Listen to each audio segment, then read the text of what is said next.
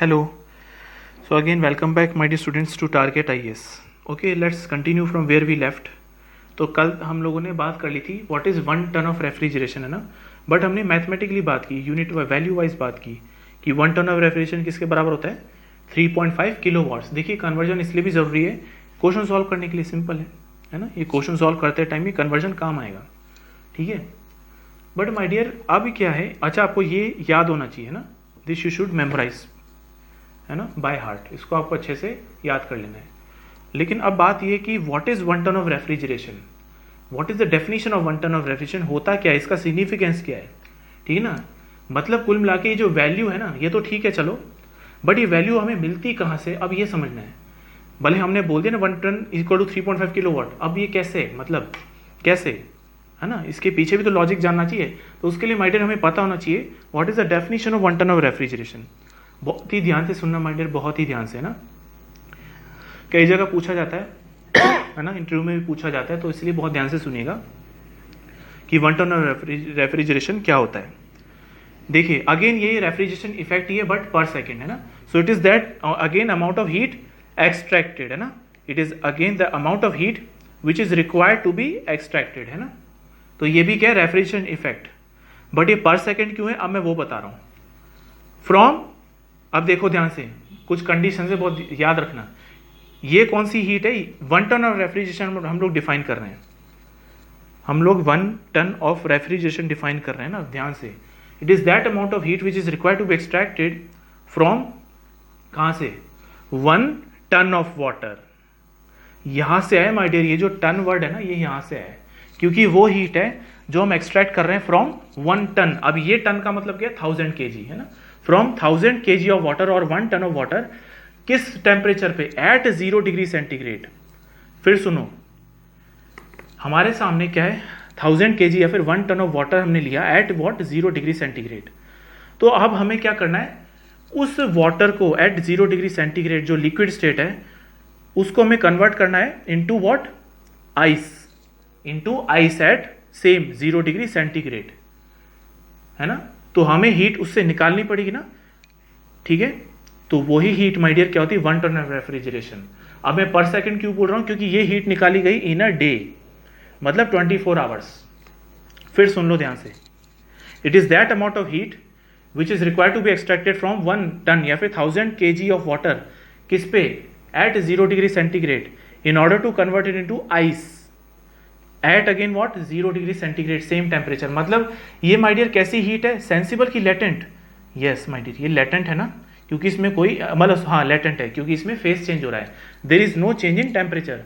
तो हम जो हीट एक्सट्रैक्ट कर रहे हैं that is in the form of latent heat. बात समझ गए, ओके.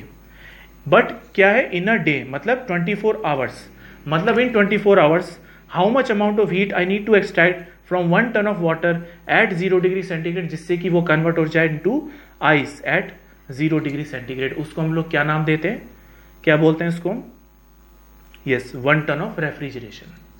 अब माय डियर मैं आपको प्रूव कर दूंगा कि 1 टन ऑफ रेफ्रिजरेशन 3.5 किलोवाट के बराबर के अराउंड आता है, ठीक है. इसको प्रूव करने के लिए बहुत ही सिंपल है माय डियर, डेफिनेशन से चलो, है ना. इसको हमें डेफिनेशन से चलना पड़ेगा. कैसे, it is that amount of heat which is extracted from water to convert into ice. तो मतलब यहां पर लेटेंट हीट का फॉर्मूला लगेगा ना, m इंटू एल, है ना. अब यहां पर मास कितना ले रहे हैं, 1000 kg, मतलब लेटेंट हीट. और लेटेंट हीट ऑफ वेपर जो होता है, क्या होता है, किसके बराबर होता है, बहुत ध्यान से देखिएगा माय डियर. देखो लेटेंट हीट हम लोग एब्जॉर्ब कर रहे हैं ना, और मैंने आपको डेफिनेशन क्या बताई है, यस मैंने आपको डेफिनेशन क्या बताई है, कहां पर है, ये रही.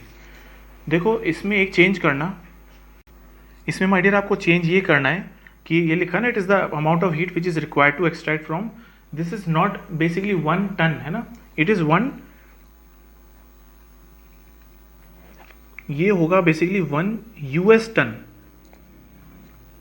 यूएस मतलब वही America, 1 US ton my dear. मतलब हमारे यहाँ पे 1 टन बोलते हैं 1000 kg, बट माय डियर वहाँ पे डेफिनेशन अलग है. ये बेसिकली जो डेफिनेशन है ना 1 टन ऑफ रेफ्रिजरेशन की, ये American society for refrigeration and वो जो सोसाइटी होती है ना रेफ्रिजरेशन एयर कंडीशनिंग की, उसने बनाई डेफिनेशन. तो हमें उनके स्टैंडर्ड से चलना पड़ेगा, राइट. तो उन्होंने बोला है कि it is that amount of heat which is required to extract from 1 US ton. ये ध्यान रहे। तो अब जो 1 US टन होता है ना, बहुत ध्यान से देखना, जो 1 US टन होता है वो होता है, अब देखिए वहां पर जैसे हमारे यहाँ तो केजीज में चलती है यूनिट ना, वहां पर माय डियर सीजीएस यूनिट चलती है। जैसे वहां पर जो बोलते हैं हम, जैसे 1 US ton that is 2000 LBS, मतलब पाउंड्स, राइट। वहां पर वेट चलता है पाउंड्स में, वहां पर जो मास होता है इस पाउंड्स में चलता है इंस्टेड ऑफ केजीज। और ये जो निकल के आता है ना माय डियर, ये जो निकल के आता है, this comes out to be as 907। ये याद करने की जरूरत नहीं माय डियर, ये कुछ भी याद करने की जरूरत नहीं। 907.185 kgs। देखिए 1000 नहीं आ रहा, but it is equal to 907.185 kg, क्योंकि माय डियर फिर बोल देता हूं ये 1 US टन है। US टन पूरा लिखना US, क्योंकि सिंपली 1 टन अगर करोगे तो वो तो 1000 kg होता है, right my dear students. So ये है वो मास। तो basically it is that amount of heat which is required to convert from 1 US ton of ice, मतलब from water to 1 US ton of ice at 0 degree, है ना। तो अब अगर आप रखेंगे वैल्यू को, तो Q will be how much, that will not be 1000, ठीक है ना। 1000 रखेंगे तो आंसर नहीं आएगा, दैट विल बी 907.185, है ना, इंटू LF। लेटेंट हीट की वैल्यू क्या होती है 335, है ना। आपको आई थिंक याद भी होगी। ये तो है माय डियर किलो जूल्स में, क्योंकि ये मास है केजी और ये क्या है किलो जूल पर केजी, तो kilo joule per KG into KG, kilo joules आ गया ना। Now but I need what, kilo watt, that is nothing but kilo joule per second. आपको माय डियर बोला गया था कितने दिन में, एक दिन में 24 घंटे, हर एक घंटे में 3600 सेकेंड, तो हर एक दिन में इतने सेकेंड। तो my dear when you will solve it ना, you will come out to be as 3.51 kilowatt. That is but refrigeration effect equal to 1 ton of refrigeration. इसको हम लोग डिफाइन करते हैं 1 टन ऑफ रेफ्रिजरेशन। तो ये ध्यान रखिएगा, it is the US ton, 1 US ton, याद रहे, नॉट सिंपली टन, ठीक है। बात समझ आ गई यहां तक। सो दिस इज इट, ठीक है, ओके माय डियर। और ये आपको ध्यान है, थोड़ा सा कर्व है ना, ये एक्स्ट्रा में बताया गया है, this is nothing but water curve, है ना। ये वाटर कर्व है, temperature volume TV curve and then PT curve, है ना। ये TV कर्व आपको बताया था मैंने कि वाटर के अंदर हाइड्रोजन बॉन्डिंग होने की वजह से क्या होता है, क्या है ना। तो जैसे अपने 0 डिग्री से 4 डिग्री अगर हम गए, तो ऐसे तो क्या है 0 डिग्री से 4 डिग्री वाटर लिक्विड बन चुका है, लेकिन होता क्या हमारे लिक्विड बनने के बावजूद भी उसमें 0 से 4 तक वॉल्यूम में होता है डिक्रीज, इसीलिए डेंसिटी में होता है इंक्रीज। ये वाटर की कैरेक्टरिस्टिक फीचर है, क्यों, क्योंकि उसके अंदर प्रेजेंट है हाइड्रोजन बॉन्डिंग, इसीलिए। But after again 4 degree volume फिर से क्या होता है, बढ़ने लग जाता है, ठीक है। बात यह मैंने पिक्यूलियर आपको कैरेक्टरिस्टिक बताया था, पर ये किस केस में होता है, गिने चुने मटेरियल्स में होता है माय डियर, स्पेशली वाटर, जो मतलब हाइड्रोजन बॉन्डिंग शो करते हैं ना, ठीक है। वाटर में एक्सटेंसिव हाइड्रोजन बॉन्डिंग होती है, इसलिए वाटर में बिहेवियर शो होता है, right. And also this is the curve, PT curve, है ना, जिसमें ये है सब्लिमेशन रीजन, ये है फ्यूजन कर्व और ये वेपराइजेशन। माय डियर वैसे तो ये 3D आपको याद है, ये 3D मैंने आपको बताया था, PTV, ये सरफेस होती है एक्चुअल में PVT। ये तो एक डायमेंशन में हम लोग इसको देख रहे हैं ना, PT के डायमेंशन में हम इसको देख रहे हैं, राइट। इसमें से ये जो डॉटेड वाला रीजन है, ये क्या है, फ्यूजन। ये फ्यूजन है फॉर व्हाट, वाटर, ये वाटर का है, वाटर का इस तरीके से आता है। So this is bit extra information, okay my dear students. Now very important note here, बहुत ध्यान से देखिएगा, सॉरी यहीं पर ही, हाँ। अब माय डियर अगेन आप रिवर्सिबल इंजन ले लीजिए, है ना, सपोज। तो एक केस में आप क्या कर रहे हैं, you are producing ice at 0 degree centigrade in summer. दूसरे केस में you are producing ice at 0 degree centigrade suppose in winters. Now you have to compare the COPs कि किस केस में, कि समर में या विंटर में आपको COP ज्यादा मिलेगी, ठीक है। देखिए कुछ नहीं है, क्या कर रहे हैं हम लोग आइस प्रोड्यूस कर रहे हैं। आइस प्रोड्यूस करने के लिए अगेन पानी होगा, पानी से हमें हीट को खींचना है ना, we need some refrigeration effect, right. तो हमें वहां से बनानी ice at 0 degree centigrade, okay. पहला केस है इन समर और फिर है इन विंटर्स। अब हमारा माय डियर टास्क ये है कि हमें ये देखना है कि किस केस में मेरी जो COP है वो ज्यादा आती है, whether it is in the case of summer or is it in the case of winters। बात समझे, क्वेश्चन पूछना क्या चाह रहा है, ठीक है, ये क्वेश्चन ही समझो आप, हो पाएगा कि नहीं, चलो ट्राई करो उसको। देखो बहुत सिंपल है माय डियर, सीओपी की इक्वेशन क्या होती है, T lower upon T higher minus T lower, right. Now you assume some temperature, है ना, जैसे समर विंटर का अज्यूम कर लो, समर का विंटर का, है ना, तो विंटर का 5 डिग्रीज मान लेते हैं, दैट इज 278 केल्विन, है ना। ध्यान रखिएगा यहाँ पर जितने भी टेम्परेचर्स रखे जाएंगे सब केल्विन में रखे जाएंगे ना। तो विंटर का मान लेते हैं 5 डिग्री, दैट इज 278, और समर का क्या मानना चाहते हो, समर का मान लेते हैं कितना, 40 डिग्री सेंटीग्रेड, है ना, लेट अस टेक 40 डिग्री, तो ये हो जाएगा 313, है ना, 313 केल्विन, ठीक है। तो ये है 278 और वहीं ये क्या है 313 केल्विन, बात समझे। और आइस कहाँ बनानी है, 0 डिग्रीज पे, मतलब किस पे, 273 पे। तो आप ऐसा ज्यूम कर सकते हैं कि मेरे पास एक रेफ्रिजरेटर है ना, मेरे पास एक रेफ्रिजरेटर है। पहले केस में क्या होगा, अगर मैं समर लेता हूं, ठीक है, तो ये मेरा है क्या है, वाटर, जो कि बन रहा होगा आइस में, राइट। यहां से मैं हीट लूंगा, हीट हाँ सब एस ले लेते, क्यू एल ले लेते, चलो क्यू लोअर, और ये क्या है, surrounding which is Q higher, got the point, यहां तक बात ठीक है, ओके। तो अब ये ले लेता हूं जैसे मैं समर, तो समर के केस में सीओपी क्या आ जाएगी, टी लोअर तो क्या रहेगा, वाटर का जो 0 डिग्री है 273 अपॉन टी हायर, समर के केस में टी हायर क्या होता है 313 माइनस टी लोअर, बात समझ में आए। या फिर माय डियर अगर ऐसा नहीं करना है, वैल्यू नहीं भी लेना तो भी चल जाएगा, क्योंकि ये होता है T lower upon T higher minus T lower. क्या आपको लगता है टी लोअर तो कांस्टेंट रहेगा, वो तो 273 रहने वाला है ना दोनों केस में, राइट। फर्क कहां पड़ेगा, टी हायर में। तो अब मुझे एक बात बताओ, टी हायर किसका ज्यादा होता है, समर की विंटर, समर का ज्यादा होता है ना टी हायर, राइट। तो अगर टी हायर समर का ज्यादा है, टी हायर समर का ज्यादा है विंटर से, तो आपको क्या लगता है किस केस में डिनोमिनेटर ज्यादा होगा, समर के केस में डिनोमिनेटर ज्यादा रहेगा ना। और अगर डिनोमिनेटर ज्यादा तो ओवरऑल वैल्यू कम कि नहीं। तो इसका मतलब मैं बोल सकता हूं कि सीओपी समर के केस में कम आती है as compare to what, COP winter, बस सिंपल है बिल्कुल। तो सेम अमाउंट ऑफ इक्विपमेंट, और माय डियर ये सिर्फ कार्नोट ही नहीं, ये तो मैंने कार्नोट के टर्म्स में एक्सप्लेन कर दिया, बट माय डियर एक्चुअली में भी ये देखा गया है कि सीओपी हमेशा विंटर्स में ज़्यादा मिलती है। सेम रेफ्रिजरेशन मशीन आपके पास में, वो सीओपी समर में कम देती है और विंटर में ज़्यादा देती है,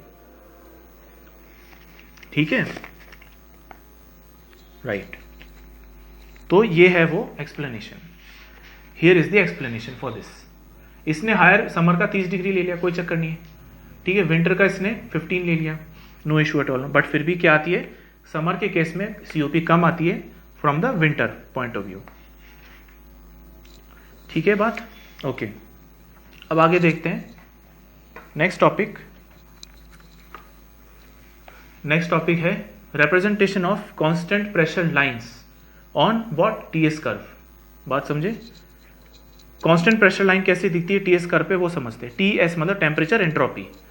अच्छा माय डियर बहुत ध्यान से सुनिएगा, अब जो हम रेफ्रिजरेंट डील करेंगे, स्पेशली वीसीआरएस मतलब वेपर कंप्रेशन रेफ्रिजरेशन में, वो अपना क्या करेगा, फेस चेंज करेगा, बात समझे, वो अपना क्या करेगा, फेस को चेंज करेगा, ठीक है। अब जब भी माय डियर फेस चेंज करता है तो ध्यान से आप हमेशा बनाएंगे डोम, जैसे वाटर है, वाटर भी तो फेस चेंज कर रहा है, तो पावर प्लांट में अपन पढ़ेंगे क्या, रैंकाइन साइकिल, तो रैंकाइन साइकिल में भी क्या बनता है, डोम बनता है। ऐसे यहां पर भी बनेगा डोम, समझ में आए, तो ये वो डोम है, ठीक है। डोम के अंदर का रीजन क्या होता है, वेट, इस तरफ क्या होता है सब कूल्ड, और इस तरफ क्या होता है सुपर हीटेड, समझ में आई बात, इतनी बात समझ आई कि नहीं यार, मैंने प्रॉपर्टी ऑफ प्योर सब्सटेंस में डिस्कस किया था, आपको ध्यान है, राइट। आपको क्रिटिकल पॉइंट फॉर वाटर ध्यान है, ध्यान रखो, क्या होता है temperature 374 degree centigrade, and pressure क्या होता है 221.2 bar. I hope it's not Celsius, it's kelvin I think, let me check, ये केल्विन होना चाहिए, okay my dear students, this is 374 degree Celsius only है ना, केल्विन नहीं है, थोड़ा कंफ्यूजन हो गया था, डिग्री सेंटीग्रेड है ना, और प्रेशर क्या होता है 221.2 बार। तो ये क्रिटिकल पॉइंट की वैल्यू याद रखिएगा फॉर वाटर, अब देखो इधर ये बनाया मैंने टीएस डायग्राम, है ना, ये क्या है, डोम स्ट्रक्चर, ठीक है, ये डोम है, ठीक है। कांस्टेंट प्रेशर लाइन कैसी बनती है इसके ऊपर, like this is the constant pressure line. Dome के अंदर टेम्परेचर प्रेशर दोनों कांस्टेंट रहता है, क्योंकि वहां पर है सैचुरेशन पॉइंट ना, ये सैचुरेशन पॉइंट अचीव हो जाता है ना, क्योंकि इस पॉइंट पे क्या होता है, there is an equilibrium between liquid and the vapour, तो वो तभी पॉसिबल हो पाता है at constant temperature and pressure, ठीक है। और उसी को हम बोलते हैं सैचुरेशन प्रेशर, सैचुरेशन टेम्परेचर। बात समझ आ गई, ठीक है बात। इसीलिए इसका कर्व इस प्रकार आता है। और जैसे जैसे आप यहां से यहां जाते जाते आपका ड्राइनेस फ्रैक्शन बढ़ता है कि घटता है, बढ़ता जाता है ना। Here suppose it is 0.1, so here it will be 0.9, तो it will go from 0 to here it is 1। इतनी बात ठीक है, राइट। और जैसे जैसे आपका डोम साइज छोटा होता जाता है इस प्रकार ऐसे, ठीक है, तो आपका जो है ड्राइनेस फ्रैक्शन बढ़ता है ना, राइट, इस तरीके से बढ़ता है, ठीक है, ओके। तो ये है लाइन कौन सी, constant pressure line, this is the constant pressure line. Degree of super heating, degree of subcooling सब बताया, वापस देख लीजिए अगर कोई दिक्कत है तो। ये पॉइंट क्या है, क्रिटिकल पॉइंट। क्रिटिकल पॉइंट वो पॉइंट होता है माइडियर जिसके ऊपर liquid directly will flash off into what, vapour, without any wet region. Liquid और वेपर में कोई इक्विलिब्रियम नहीं होगा, सारा का सारा लिक्विड डायरेक्टली फ्लैश ऑफ हो जाएगा इनटू व्हाट, वेपर, जिस उस पॉइंट को हम क्या बोलते हैं, क्रिटिकल पॉइंट, ठीक है। बात सही है कि नहीं। और वहां पर क्या होता है, लेटेंट हीट ऑफ वेपराइजेशन क्या हो जाता है, जीरो। वहां पर latent heat of vaporisation zero हो जाता है। बात समझ आ गया। और लेटेंट हीट ऑफ वेपराइजेशन कैसे डिफाइन करते हैं, इसके डिफरेंस से, H D minus H B. बात समझ आ रही है, जिसको हम एच एफ जी बोलते हैं, that is nothing but H G minus H F. This is H F, this is H G, सब याद आ रहा है ना। तो H G minus H F क्या होता है, latent heat of vaporisation, latent heat of vaporisation. बात समझ आ गया ना। Degree of super heating, degree of super heating क्या होता है, कितना टेम्परेचर आप ऊपर गए above the saturation temperature. Saturation temperature क्या है यहाँ पे, T D, right, T B equal to T C equal to what, T D, है ना, समझ गए। तो what is degree of super heating, T E minus T D, E, ये ई है ना। So this temperature difference is what is called as degree of super heating. बात समझे। दूसरी तरफ क्या, डिग्री ऑफ सब cooling. Subcooling when you are going towards left of the wet region, so what, कितने amount से आप नीचे गए with respect to the saturation temperature, that is degree of सब कूलिंग, मतलब T B minus T A. ये सब बताया आपको, ठीक है। What is dryness fraction, dryness fraction होता है mass of vapour divide by mass of vapour plus mass of liquid, ठीक है। जैसे आप ड्राइनेस फ्रैक्शन 0.2 बोलते हैं, 0.2 का मतलब 20% वेपर है और बाकी 80% क्या है, लिक्विड। ये सब आपको समझाया मैंने। और ड्राइनेस फ्रैक्शन की वैल्यू कहां से कहां तक वेरी करती है, 0 से लेके 1। सबसे important point, never ever apply PV equal to M R T in the wet region, उल्टा इक्वल टू होना चाहिए। Do not apply PV equals to M R T in wet region, important, ठीक है। कभी भी आप PV equal to M R T wet region में मत अप्लाई करिएगा, नहीं कर सकते, क्योंकि ये मिक्स रीजन है ना। So PV equal to M R T ideal gas होती है, तो बट ये गैस थोड़ी, ये मिक्सचर है, ये मिक्सचर फेज है ना लिक्विड वेपर का, इसलिए आप यहां नहीं लगा सकते। Got the point. अरे यहां तक ठीक है, ओके। इधर देखो फटाफट। तो ये सब हमने वहां भी देखे थे, U F U G, H F H G, S F S G and nu F and nu G. ये क्या होता है, specific internal energy, enthalpy, entropy and specific volume. ये सब क्या है, स्पेसिफिक, क्योंकि शॉर्ट लेटर से, स्मॉल लेटर से डिनोट हो रहे, तो ये क्या है, स्पेसिफिक, ठीक है, एट अ गिवन प्रेशर, ठीक है बात। एफ मतलब होता है सैचुरेटेड लिक्विड कंडीशन, जी मतलब होता है saturated vapour condition. Even steam table में भी अगर आप देखें तो एफ जी में ही आपको मिलेगा, ठीक है बात। कोई भी स्टीम टेबल देखें। अच्छा माय डियर, एक और चीज, जैसे अपन ने स्टीम टेबल देखा थर्मोडायनेमिक्स में, that is particularly for water, ऐसे ही माय डियर रेफ्रिजरेशन टेबल भी होती है। उसमें क्या होता है, ये सारी वैल्यूज दी होती है, but for different different refrigerants, different different refrigerants के लिए अपनी अपनी वैल्यूज होती हैं, ठीक है बात। लेकिन माय डियर वापस जो रेफरेंस पॉइंट लिया गया है वो क्या लिया गया है, रेफरेंस पॉइंट क्या लिया गया है, that is the triple point, है ना। हर चीज का जो रेफरेंस पॉइंट लिया जाता है वो ट्रिपल पॉइंट ही लिया जाता है, ठीक है बात, क्योंकि ट्रिपल पॉइंट पे डिग्री ऑफ फ्रीडम क्या हो जाती है, 0। ट्रिपल पॉइंट पे डिग्री ऑफ फ्रीडम 0 होती है कि नहीं, राइट। क्योंकि अदरवाइज अगर आप किसी ऐसे रेफरेंस को ले लेते, जैसे हमने देखा था ना शुरुआत के थर्मोडायनेमिक्स में, जैसे अगर आप सपोज बॉइलिंग पॉइंट को रेफरेंस पॉइंट ले लेते या फ्रीजिंग पॉइंट को रेफरेंस पॉइंट ले लेते, तो उसमें प्रॉब्लम क्रिएट हो रही थी ना। उसमें यू रिक्वायर 2 रेफरेंस पॉइंट्स। ध्यान है ना, t equal to X plus B कर रहे थे अपन सॉल्व, उसमें अपने को 2 कंडीशन चाहिए थी, ए और बी निकालने थे, है ना, ध्यान आ रहा है। लेकिन ट्रिपल पॉइंट के केस में ऐसा नहीं, ट्रिपल पॉइंट एक यूनिक पॉइंट है, एंड बेसिकली ट्रिपल पॉइंट ऐसा पॉइंट है which is irrespective of the location, जबकि मेल्टिंग पॉइंट, बॉइलिंग पॉइंट ये डिपेंड करते हैं लोकेशन पे, है ना।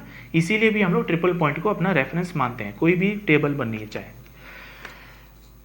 सॉरी, यहां तक बात ठीक है, राइट। तो फटाफट से देख लेते हैं माय डियर, क्योंकि कहीं ना कहीं ये आपके काम आएगा आगे VCRS में, वेपर कंप्रेशन रेफ्रिजरेशन सिस्टम में न्यूमेरिकल सॉल्व करने के लिए। ये कांस्टेंट प्रेशर लाइन है, आप बात समझिए। तो जैसे जैसे आप ए से ऐसे गए तो ये हीटिंग हो रही है, कूलिंग हो रही है, हीटिंग हो रही है ना। और वहीं अगर आप ऐसे गए ई से ए उल्टा, तो ये हो रही है कूलिंग। वैसे भी टेम्परेचर डिक्रीज हो रहा है तो कूलिंग हो रही है। तो माय डियर मैं आपको पहले ही बता दूं, ये जो प्रोसेस होने जा रहा है ना, ई से डी, डी से बी, फिर ए, ये होने जा रहा है इन द कंडेंसर। पहले ही मैं बोल देता हूँ, ये कंडेंसर में ऐसा हो रहा होगा। अभी हम कंडेंसर से डील करेंगे ना, इवेपोरेटर भी आएगा हमारे पास, कंडेंसर भी आएगा, थ्रॉटलिंग डिवाइस, कंप्रेसर, ये सब। तो पहले मैं आपको बता दूं, ई से जब अपन ए जाएंगे in this chapter, in this refrigeration मतलब, तो हम जाएंगे कंडेंसर से इस तरीके से, ठीक है। और वहीं माय डियर पावर प्लांट की अगर मैं बात करूं, तो पावर प्लांट में ए से ई अपन जाते हैं बिल्कुल बॉयलर में, बॉयलर में हम ऐसे जाते हैं, ठीक है बात।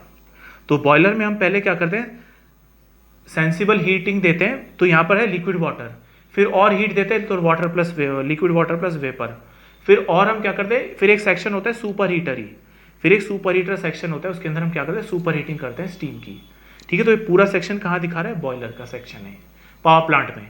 और पावर प्लांट में बॉयलर में ए से फिर बी, बी से सी, फिर डी, फिर ई। जबकि इस रेफ्रिजरेशन में उल्टा चल रहा है ना, तो कंडेंसर में क्या होगा, ई से डी, फिर सी, फिर बी, फिर ए, ऐसे। बात समझे। तो ये कंडेंसर है in this refrigeration and air conditioning subject. यहां तक बात ठीक। And this is operating at constant pressure, yes. Boiler, condenser, कुछ भी इवेपोरेटर हम देखेंगे तो ये सारे कांस्टेंट प्रेशर पे ऑपरेट होते हैं। बात समझे, ओके। फटाफट देख लेते हैं एच बी। अब देखिए बी पॉइंट कहां पर है, ऑन दिस सैचुरेशन लाइन। ये सैचुरेशन लाइन है ना, बिल्कुल। तो ये सैचुरेटेड लिक्विड है, वेपर है, लिक्विड, तो ये होगा एच एफ। एच डी क्या होगा, again this is on the saturation line, तो लिक्विड या वेपर, सैचुरेटेड वेपर, तो एच जी होगा। बात समझे, राइट। अब देखिए सी, एच सी क्या होगा, क्योंकि वेट रीजन है, तो now it will B divide with H F plus X times H F जी। आपको ध्यान आ रहा है, तो H F plus X times H G minus H F, या फिर इसी को हम बोल देते हैं एच एफ जी। ये बात समझ आ रही है, राइट। रही बात एच ई की, अब ये क्या है, सुपर हीटेड, SHR मतलब super heated region. So H E क्या हो जाएगा, H E will be what, H D plus this difference.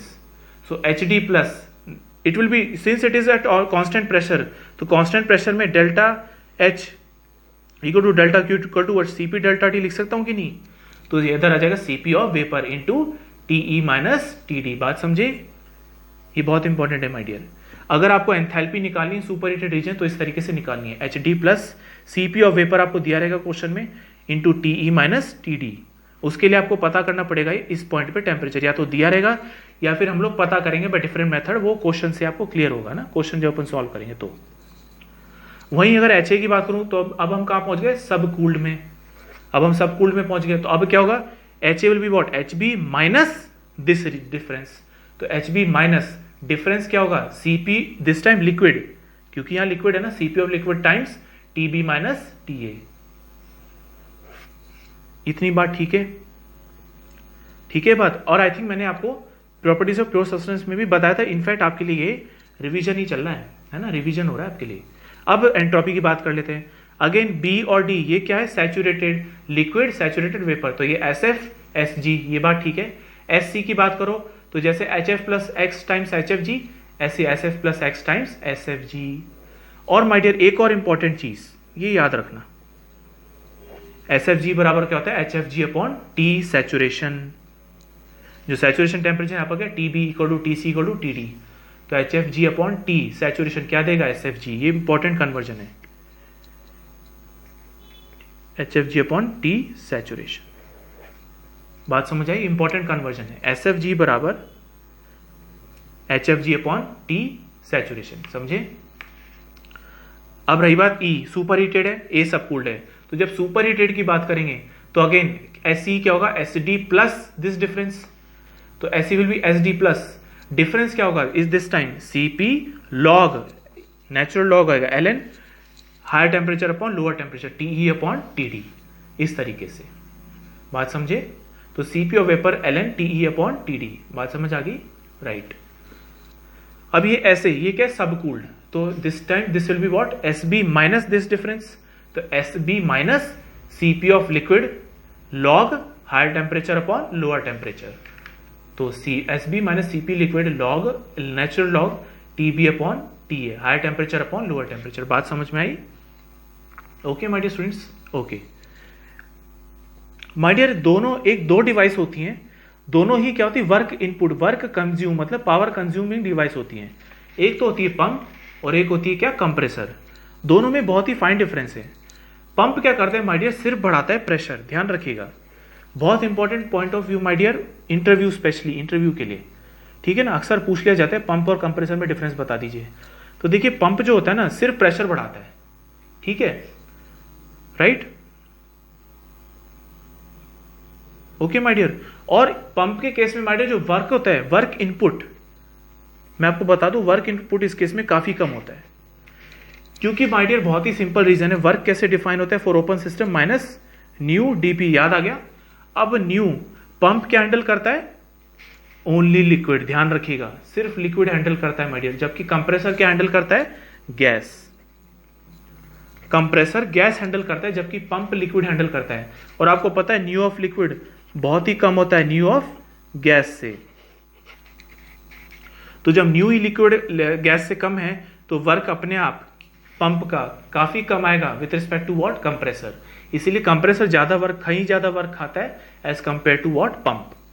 और माय डियर पंप अगर सिर्फ प्रेशर बढ़ाता है, लेकिन कंप्रेसर, क्योंकि माय डियर कंप्रेसर गैस को डील कर रहा है और गैस क्या होती है कंप्रेसिबल, तो अगर गैस कंप्रेसिबल है तो उसके उसमें ना ही सिर्फ टेम्परेचर बढ़ेगा बट फ्री में क्या बढ़ जाएगा टेम्परेचर, तो कंप्रेसर क्या बढ़ा देगा दोनों प्रेशर और टेम्परेचर। हमारी देखो रिक्वायरमेंट है प्रेशर बढ़ाने की, लेकिन फ्री में टेम्परेचर भी बढ़ जाता है, क्यों बढ़ जाता है, क्योंकि कंप्रेसर डील कर रहा है क्या गैस, ठीक है बात। और कंप्रेसर के केस में considerable amount of work input होता है, जबकि पंप के केस में काफी कम होता है, बहुत ही कम होता है। ये आप देखेंगे जब हम पावर प्लांट देखने में पढ़ेंगे ना, राइट। तो ये मेजर डिफरेंस है between the pump and the compressor, जो आपको पता होना चाहिए। बात समझ आ गई, okay my dear students, still here, thank you so much. इससे आगे हम लोग नेक्स्ट वीडियो में डील करते हैं, थैंक यू।